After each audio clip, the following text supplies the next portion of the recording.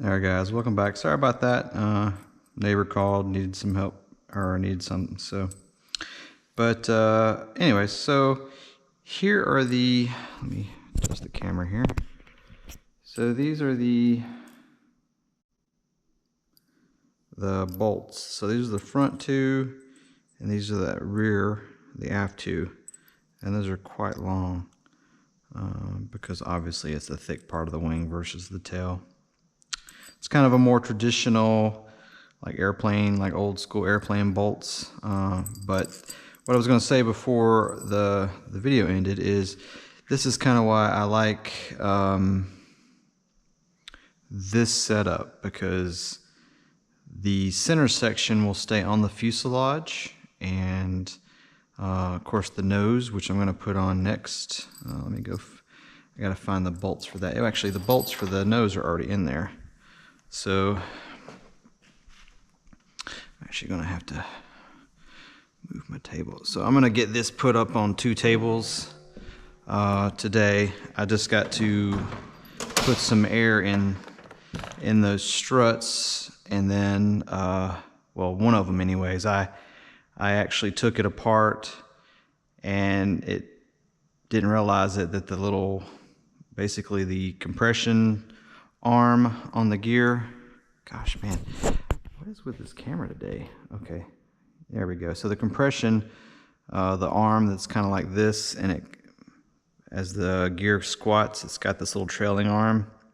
Well, this little bolt, when you take that out, that's what only thing that keeps that bottom part of the piston coming out of the gear there. And I didn't know that, so I loosened that nut, and it blew the gear bottom portion out of the strut, and I lost pressure and some fluid.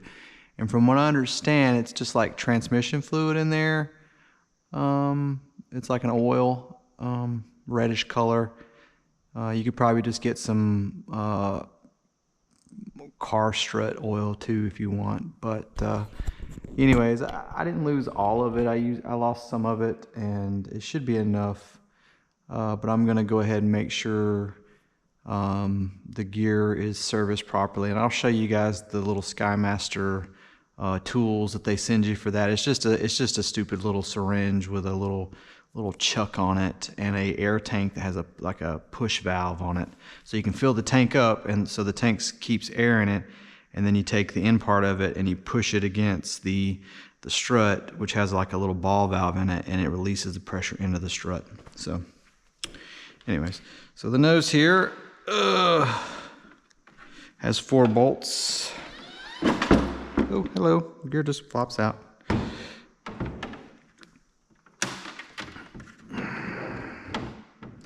Yeah, I think I like the wider view on this camera. The zoomed in version just doesn't give you a good filming process.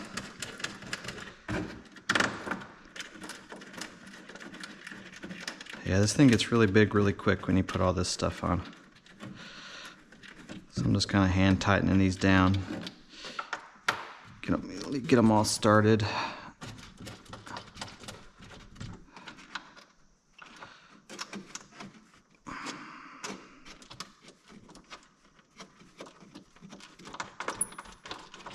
There we go. All right, so there you go. There you go. So that is, poof.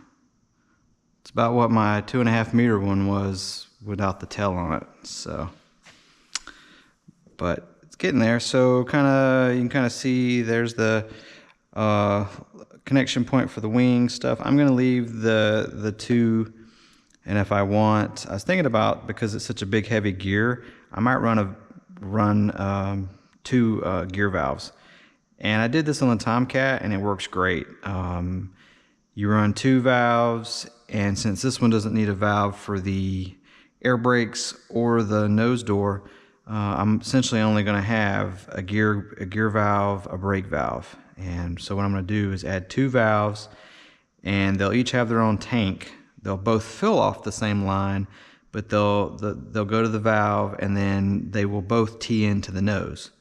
So they'll kind of crosstalk. So if one kind of kind of fails or struggles, the other one, and it works great. I know people say, well, you're limited by this and that. I'm like, I don't know, I don't care. It just, when it came to the Tomcat, 2 valves worked better than 1. That's all I'm gonna say. I don't know why, but it did. So I know even the 2.5 meter, because this is kind of a trunnion style gear, so it doesn't have much leverage on that piston to kind of well, it pushes, so it'd be kind of like this, because it's there's not much leverage between the end of the trunnion and the pivot point on the gear, so it needs it needs some push to it, needs some ass to it to get them up, because the 2.5 meter, they would struggle at times, and then over time they start wearing, they get dirty, and it becomes an issue.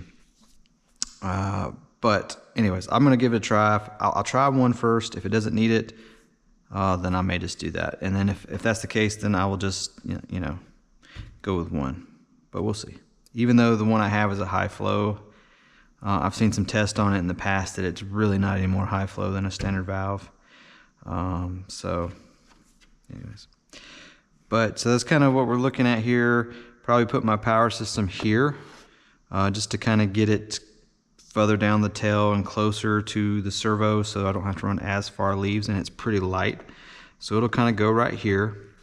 And then other things like my air valves will probably go right here. Actually, you know what, I might swap those. I might put all the air valves right here and power source here, because that's only like 6 inches, and that will prevent me from having to disconnect anything if I want to take the nose off. So yeah, air stuff, power system, air tanks, because they're fairly light, and light controller will probably be here.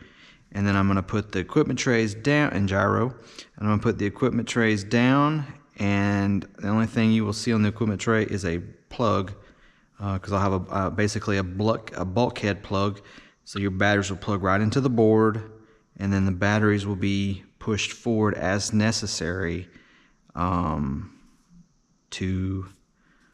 CG the jet.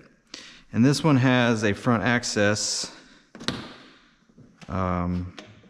here, which you put like a little tray that they send with it, and gives you access to the power and everything like that. I don't know.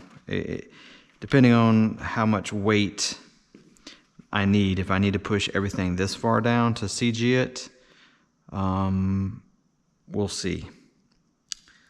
Hopefully not. It just sucks because this is a nice kind of easy to get to compartment. But I'll still have my fill lines here for the air system. Run up here, and charge ports, and if I want to plug my terminal in for watching the turbine, it'll all be here as well. But I got telemetry. The telemetry for SHRI-1 supposedly just plugs right into the S-Bus 2. So, oh, sorry.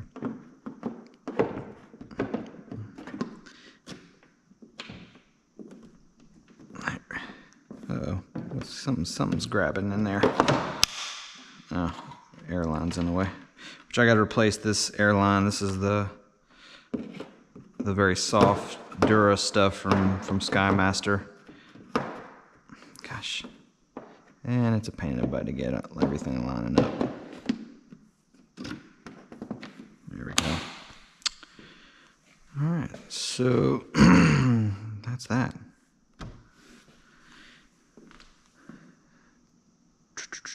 And I'll have to put a landing light on the nose, but I got to come up with a mount for that yet. So it's coming along.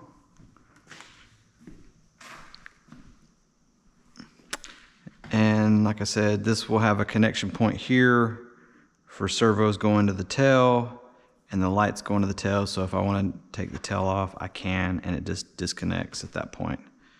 But all right, so that's it for now. I'm gonna get this joined properly, get these bolts in. I need to grab another table and get this thing up on its gear. I gotta get them locked, so I gotta put some air to them and things like that. So that's kind of where I'm at. I'm gonna get it up on a table, a double table here, and I'm gonna start kind of laying things out and finishing it up. All right, so you guys have a good one. Don't forget to like and subscribe. I'm just trying to grow the channel here and everything, so that does help. But you guys take it easy, and I'm gonna get back to it. Cheers.